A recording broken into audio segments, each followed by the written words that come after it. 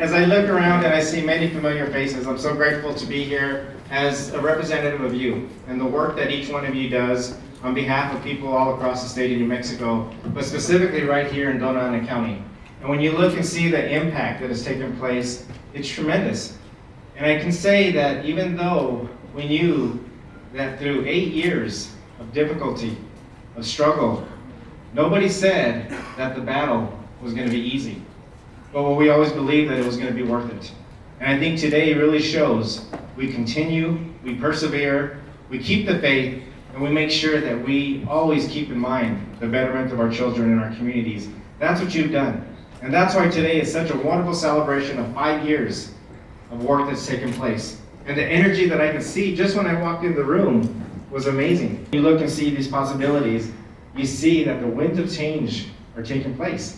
And those winds of change are moving in the right direction. For far too long, we heard that if you brought up the discussions of poverty, adverse childhood experiences, or other type of approaches like that, then you were considered to be defending the status quo. And we heard that often. But now through the dialogue, and through the data, and through the research, what you're able to see is that these things have a tremendous impact, positive and negative, on the well-being of that child. And when we look and see the engaging services that you provide, we'll continue to add that. Because you got wonderful opportunities that have come about with our community schools efforts.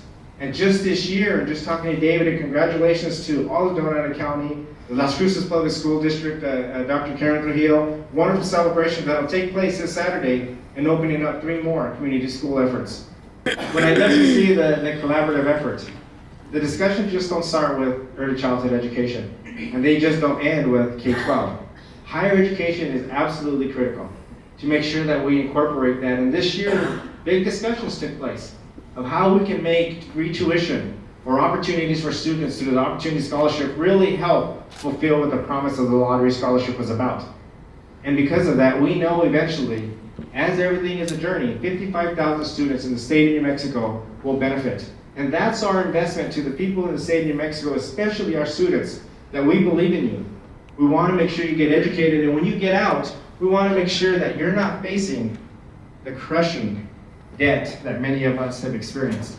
These are the possibilities, but in turn, when I talk to student groups all across the state, my ask of them is never forget where you come from. Never forget your home. Never forget the state that you love, that I love, that we love, and that you'll continue to do all that you can to make sure that wherever life takes you, that it brings you back home if that's possible.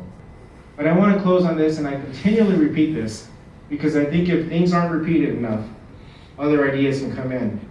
And you've heard me talk about myths, and a lot of those myths that are out there.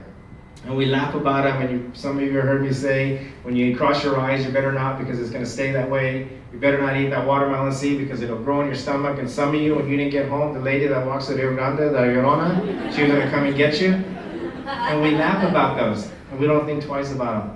But I always make sure and repeat that there are some myths out there that could be harmful. And some of those myths that can be harmful out there is one of those myths that says to be good enough is to be good enough, or to be average is okay. We've done some wonderful things in the state of New Mexico, but we have such a long way to go. We're not going to settle back and say, we've done enough, we're good enough, because we know that's not the case.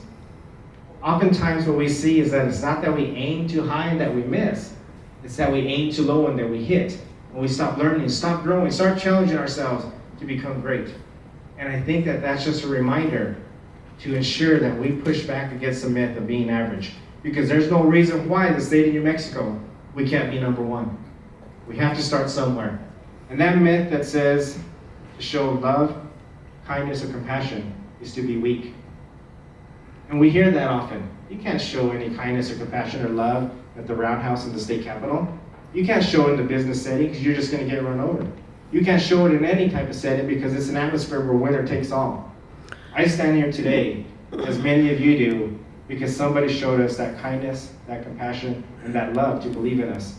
And I can tell you it's worked for me, whether it's in the state championship game of a baseball tournament, or at the times whenever we have the breakdowns of families and losses, and where we've had to comfort parents who have lost a child. If the formula works, and making sure that we recognize the most powerful thing that we can do and continue to do is to show that kindness, that compassion and love for one another. Because in reality, we're all in it together. And if we want to make sure that New Mexico is that shining star that we know we can be, it's going to take every single one of us to make that happen.